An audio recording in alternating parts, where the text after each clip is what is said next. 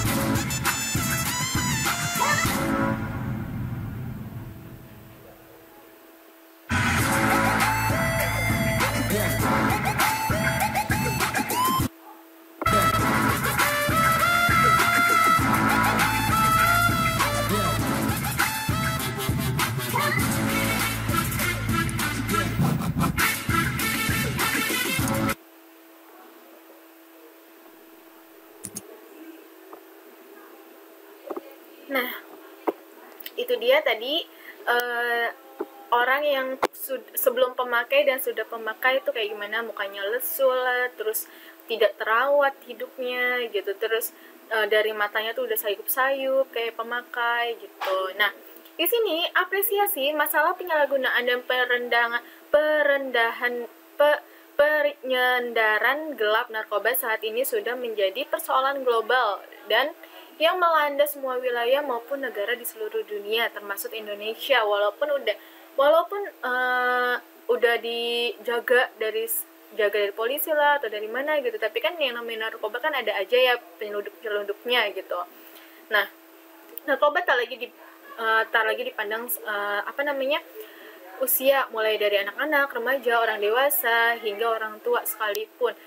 Jadi kalau kebanyakan orang yang memakai narkoba itu tergantung lingkungannya kayak gimana, terus keluarganya kayak gimana. Biasanya yang paling biasa banget orang yang bakal terjerumus ke narkoba itu anak-anak yang broken home lah, anak-anak yang kurang kasih sayang orang tua lah, dan lain sebagainya gitu. Nah, di sini kita mengenal drugs, narkoba. Di sini ada macam-macam narkobanya, ada yang namanya himeng, sabu-sabu, terus ada yang namanya fiktasi. Nah, kayak gini nih. Terus daun ganja, ini ada kayak gini gambar-gambarnya. Nah, setelah itu,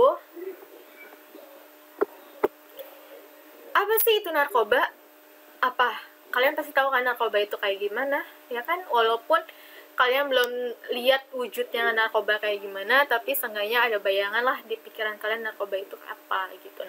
Bukan manfaatnya ya, dampak dari tubuh kita tuh apa. Walaupun narkoba itu buat tenangin tubuh bu, atau buat biar kita tenang gitu, cuman kan kita nggak tahu dampak dalam tubuh kita tuh kayak gimana, bikin organ-organ dalam tubuh kita tuh kayak apa, rusaknya kayak gimana gitu. Nah, narkotika, psikotropika, dan zat atau bahan atau zat adiktif. Nah, adalah semua zat padat, cair maupun gas yang dimasukkan ke dalam tubuh baik secara oral atau diminum, dihirup maupun disuntikan yang dapat merubah fungsi dan struktur tubuh. Dihirup itu kayak misalkan kalian ngelem. Tahu kan kalau misalkan ngelem Aibon tuh sama aja kalian tuh kayak kecanduan kan, lama-lama kecanduan narkoba. Kayak kecanduan lah untuk menghirup lem itu gitu. Nah, mengubah pikiran, suasana hati atau perasaan dan perilaku seseorang. Orang yang makin narkoba itu gampang banget yang namanya emosian, gampang banget yang namanya marah-marah, gampang banget yang namanya tersinggung, terus gampang banget yang namanya suasana hatinya tuh selalu jelek, selalu berubah-ubah gitu. Karena ya udah kecanduan gitu, apa-apa selalu emosional aja gitu. Dan perilaku seseorang, narkoba dapat menimbulkan ketergantungan adiksi atau fisik atau psikologis. Itu akan menyerangnya tuh bukannya psikis aja, menyerangnya tuh bukan psikis kita aja, tapi tuh nyerangnya tuh bukan ke fisik kita aja, tapi ke psikis kita pun dia juga nyerang gitu. Yang tadi saya bilang gampang emosional, terus kalau fisik tuh mukanya tuh jadi sayup, terus jadi lemah gitu. Nah, narkotika atau zat yang berasal dari tanaman atau sintesis maupun semi-sintesis sintetis yang dapat menurunkan kesadaran atau hilangnya rasa, mengurangi sampai kehilangan, menimbulkan ketergantungan zat yang termasuk narkotika gitu. Nah, di sini ada opium atau marijuana atau ganja, pohon ganja gitu. Terus morfin kayak gini nih, morfin. Terus kokai, heroik nih, terus cannabis gitu.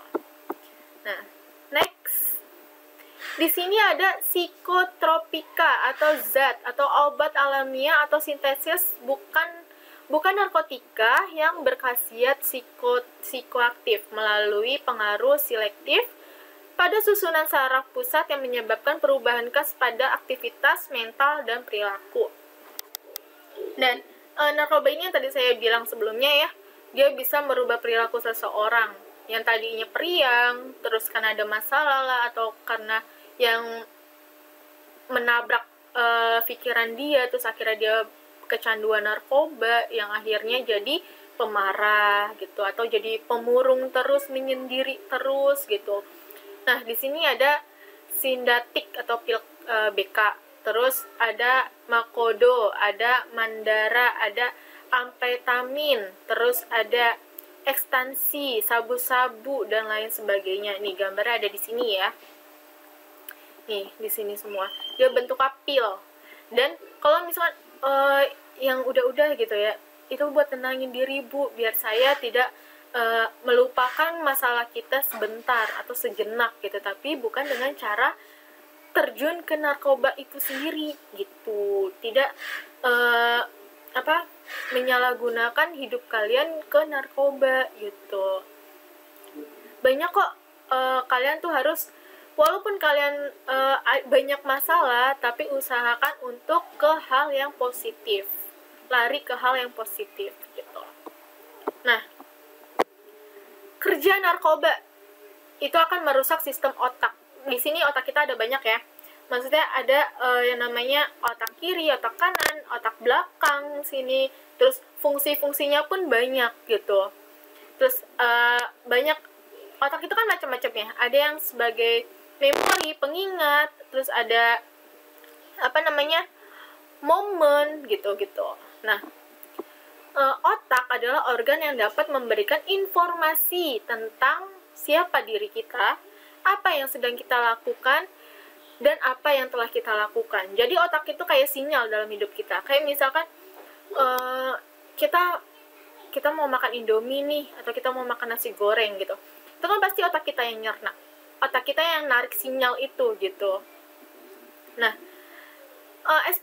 SSP juga mengendalikan beberapa fungsi penting pada organ tubuh yang mengatur detak jantung, tekanan darah, pernafasan. Fungsi ini akan terpengaruhi jika seseorang menggunakan narkoba. Dengan kata lain, organ lain ikut berubah fungsinya. Yang tadinya fungsinya organ jantung memompa darah ke aliran tubuh lah, ke paru-paru, ke otak, terus balik lagi gitu.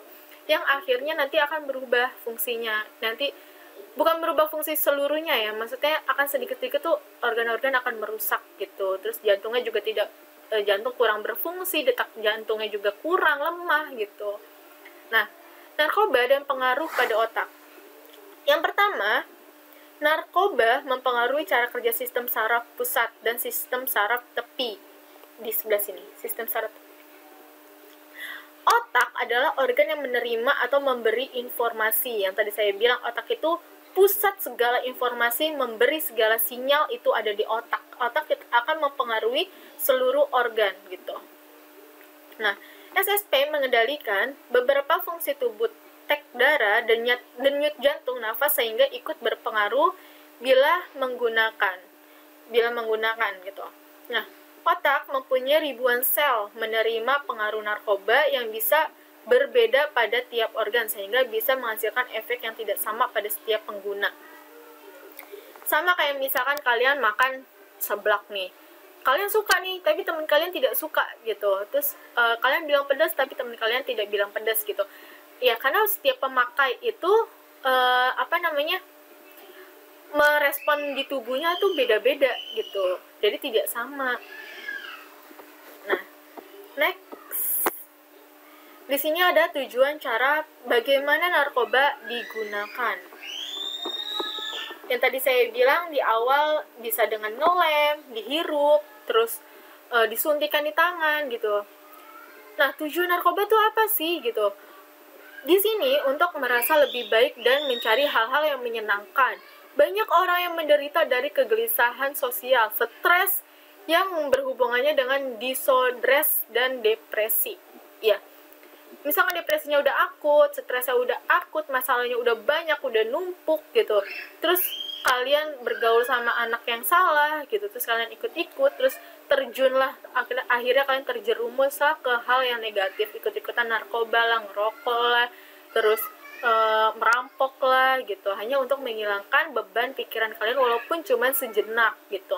Nah, cara narkoba digunakan yang tadi bisa dimakan, dihisap, dihirup melalui hidung, disedot melalui hidung, ditempel ke kulit, disuntikan melalui dubur gitu, dan lain sebagainya. Itu banyak banget. Bisa jadi kayak ngelem, atau misalkan nyium bensin juga tuh bisa kecanduan ya kan, walaupun bisa ngefly gitu kan, walaupun cuma sejenak doang. Ada guys ini yang suka nyium bensin atau ngelem pakai lem apa namanya, Aibon atau lem yang kuning-kuning itu. Nah, bagaimana narkoba mempengaruhi seseorang? Tergantung dirinya sendiri, tergantung diri kita gitu. Nah, jenis narkoba yang digunakan dosis atau banyak jumlah obat. Dosisnya dibanyakin lah biar ngefly-nya terlalu gitu, atau bisa tenangnya lebih lama. Terus frekuensi penggunaan, konsentrasi obat atau kandungan bahannya kayak gimana, seberapa cepat obat itu naik ke otak gitu. Kalau misalkan obat udah naik ke otak, otomatis kita akan menghayal lebih banyak gitu, menghayal ya misalkan untuk ketenangan diri kita gitu. Nah, next di sini ada pergolongan narkoba. Pergolongan narkoba sesuai dengan Undang-Undang Nomor 22 Tahun 1997 dan 5 Tahun 1997. Di sini yang pertama ada narkotika. Ini udah pasaran banget ya namanya, maksudnya narkotika udah sering banget lah kita dengar gitu. Golongan yang pertama itu ada paperfair, opium, kokai, terus ada ganja, marijuana, terus ada heroin, terus ada putau, terus cannabis hanya untuk IP, tidak digunakan untuk pengobatan. Ini enggak untuk pengobatan ya. Terus golongan 2 ada penditin, ada mortif, ada mentalnik, ada metadon. Golongan 3 ada kodein, terus difenosilat dan lain sebagainya. Terus di sini ada psikotropika. Di sini bisa kalian lihat bahan-bahannya atau golongan-golongannya. Ini tidak untuk di pengobatan ya. Kayak misalkan kalian sakit terus ini harus dikasih obat heroik atau dikasih obat kokai gitu. Enggak, itu enggak sebagai pengobatan. Itu hanya merusak tubuh kalian, organ tubuh kalian, apalagi terutama otak gitu. Di sini ada sabu-sabu, terus alobarbital gitu. Terus yang ketiga di sini ada bahan adiktif dan lain sebagainya. Ada alkohol, rokok. Nah, kalau bahan adiktif ini yang sering kita jumpai, terutama buat kalian nih para perokok ya kan. Kalian tuh nggak sadar bahwa di rokok itu banyak banget tertanam racun gitu. Di sini ada alkohol, ada kopi, ada teh, ada obat-obatan golongan pertama ya, masih rendah gitu, masih ya tahap masih wajar gitu kan. Terus zat perekat, lem atau bensin yang tadi saya bilang masih di tahap wajar. Cuman kalau misalkan alkohol itu kan sama ya, walaupun buat ngangetin tubuh bu, atau buat nenangin gitu. Kalau misalkan kalian makainya berlebihan, itu tidak baik buat tubuh kita. Begitupun rokok gitu, kopi, teh gitu. Obat-obatan juga, kalian sakit nih, obat-obatan gitu, selalu konsumsi obat-obatan gitu.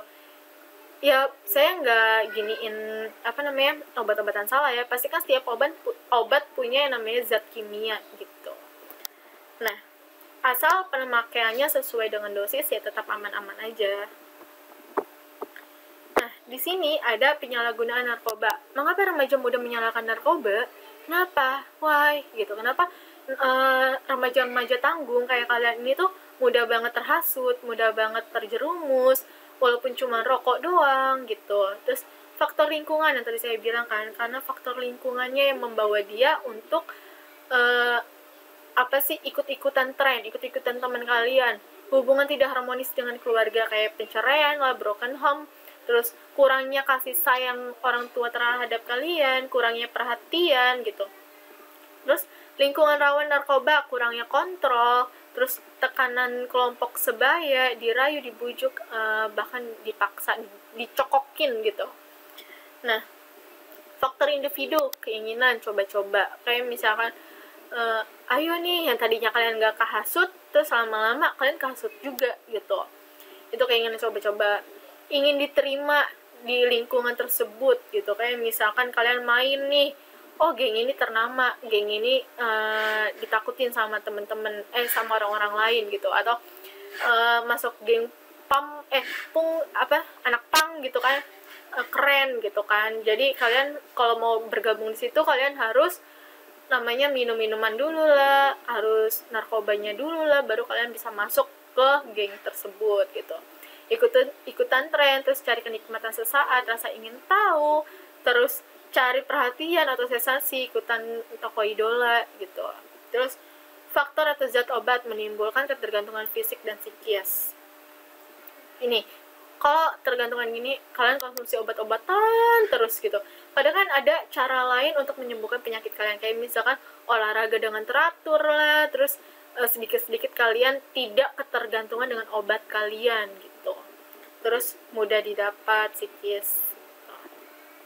Nah, next di sini ada efek narkoba terhadap susunan saraf pusat, stimulan, atau misalkan merangsang atau meningkatkan kegiatan pada susunan saraf pusat sehingga dapat lebih semangat dan energik, mempercepat proses mental.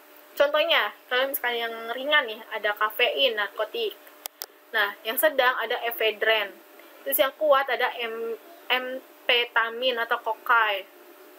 Nah, efek dari stimulus menjadi sulit tidur, kayak gelisah gitu tidurnya, menurunkan nafsu makan, gak akan pernah mau makan gitu, gak akan nafsu makan. Tadi kalian juga udah lihat kan foto-fotonya jadi kurus, terus matanya juga sayu-sayu gitu, terus dada berdebar-debar, banyak bicara tuh bicaranya tuh gak jelas kemana-mana gitu, terus gak nyambung, terus meningkatkan kesiagaan, kayak itu sama orang selalu was-was gitu, gelisah, cepat marah, agitasi, dan agresif.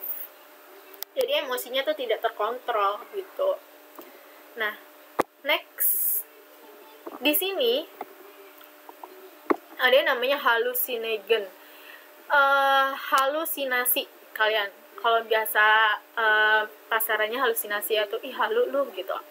Menyebabkan terjadinya halusinasi, mengubah persepsi dan pandangan terhadap suatu objek, membuat pemakainya melihat, mendengar sesuatu terhadap yang sebenarnya tidak ada gitu. Jadi kayak misalnya, kalian lihat mantan kalian di situ gitu, ya padahal mantan kalian tuh nggak ada di situ gitu. Jadi kalian tuh sama aja halusinasi karena terbawa obat tersebut gitu.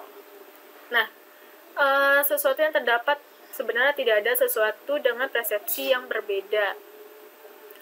Contohnya ada LSD atau lysergic acid, di diethylamide, terus ada magic mushroom, ada meskalin, ada ganja mempunyai efek depresan, terus ada ekstasi mempunyai efek stimulan.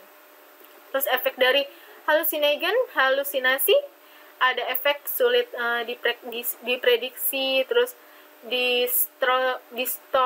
distorsi persepsi, pendengaran dan penglihatan, sensasi tubuh yang aneh, mengambang, otot melilit, pusing, mual, muntah, meningkatkan denyut jantung, nafsu makan, tekanan darah itu jadi tidak normal, tidak berfungsi sebagaimana mestinya gitu. Yang tadinya detak jantung kamu persekian detik jadi persekian per detik gitu kan, jadi detak jantung itu lebih cepat gitu.